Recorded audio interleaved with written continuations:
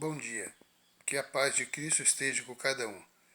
Vamos estar refletindo hoje na palavra de Deus, que está em Atos 16, versículo 30, na parte B. Diz assim a palavra de Deus: Senhores, o que é necessário que eu faça para me salvar? Essa é uma das perguntas mais importantes que um ser humano ele precisa fazer. Você já fez essa pergunta?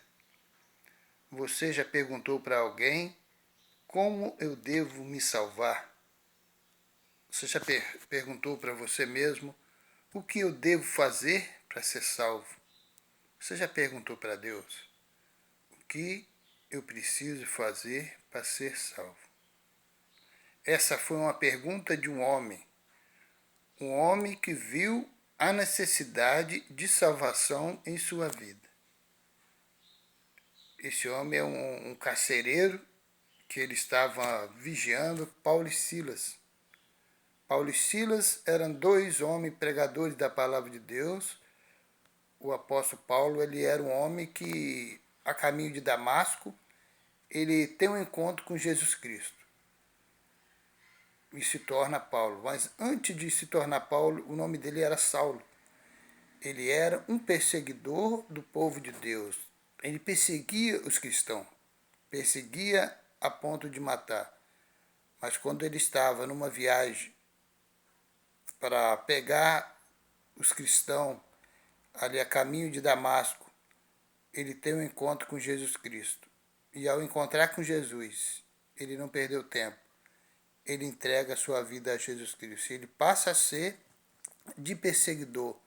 Ele passa a ser um pregador da palavra de Deus. Porque ele entendeu que ele precisava de salvação em sua vida. E nesse momento aqui, Paulo e Silas eles estavam presos. Se você ler o texto, Atos 16, nessa parte aqui, 31, versículo 30, versículo 24 em diante, você vai observar que Paulo e Silas eles estavam presos no cárcere e esse homem carcereiro o vigiava. Ele era o vigia do cárcere. E a palavra de Deus diz que por volta de meia-noite, Paulo e Silas cantavam louvores a Deus. Entoavam louvores a Deus e oravam. Eu fico imaginando Paulo e Silas naquela situação, eles foram chicoteados, presos, maltratados, acorrentados, e eles estavam ali presos. E a palavra de Deus diz que eles louvavam a Deus diante da desgraça da vida. Louvavam e adoravam a Deus. Sabe por quê, querido? Porque quando você está na presença de Deus, todas as coisas são boas. Você pode estar passando por muitas coisas ruins na vida, mas a vida se torna prazerosa porque nós temos um Deus Todo-Poderoso na vida e é nele que nós depositamos a nossa confiança.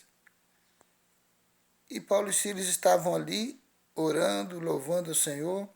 Aí a palavra de Deus diz que houve, por volta de meia-noite, houve uns estrondos, houve ali um terremoto, as estruturas todas ali da prisão se abalaram, as correntes de Paulo e Silas quebraram e as portas se abriram.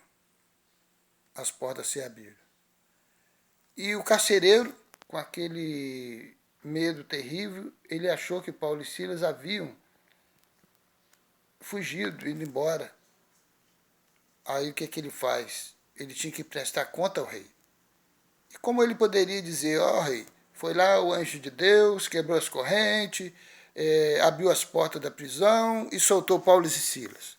Se Paulo e Silas estavam presos ali porque eram defensor do cristianismo e pregavam em Jesus Cristo, o rei com certeza iria matá-lo.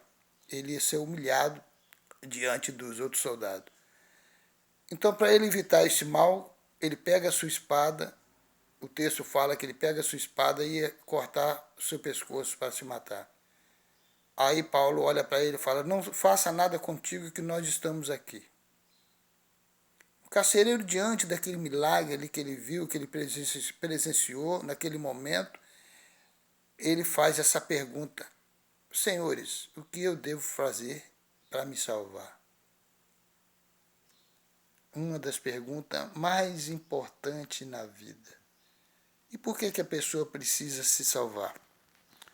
Lá em Romanos 3, versículo 23, a palavra de Deus diz: todos pecaram e afastados estão da glória de Deus. A situação minha, sua, a situação de todo o ser humano é de afastamento de Deus por causa do pecado. O homem nasce afastado de Deus por causa do pecado. Talvez você fale assim, mas eu nunca errei, eu sou um bom pai, um bom vizinho, um bom marido, um bom cidadão, levo minhas coisas tudo certinho. Você pode fazer tudo isso aí, é uma boa qualidade, mas não garante a sua salvação. Você já nasceu com pecado. O salmista Davi, ele fala assim, eu nasci na iniquidade, na iniquidade concebeu a minha mãe. Nós nascemos já com esse vírus maldito que é o vírus do pecado. E lá em Romanos 6, 23, fala assim, o salário do pecado é a morte.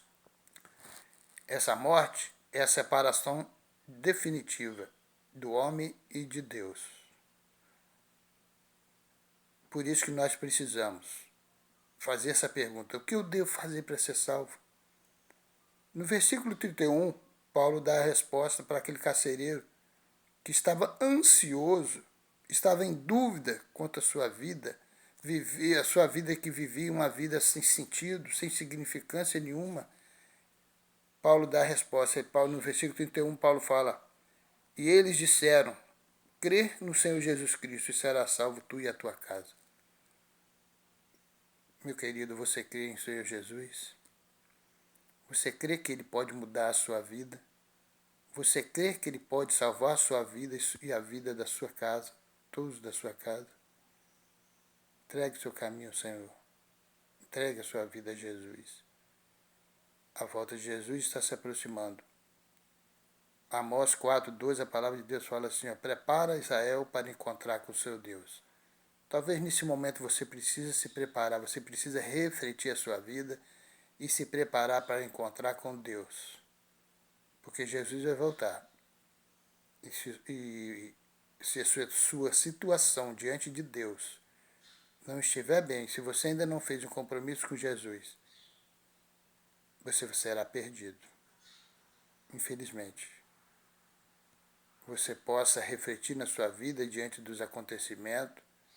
A mão de Deus está pesando sobre a humanidade pecadora, a humanidade que não quer saber dele, uma humanidade que só busca coisas materiais e as coisas estão se apertando, a volta de Jesus está se aproximando. Por isso que nós precisamos se preparar para a volta do Senhor.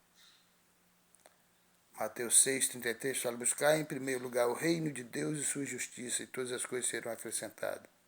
Eu não sei o que você está buscando, mas se não for o reino de Deus, meu irmão, se não for o reino de Deus, meus queridos, você está buscando algo errado.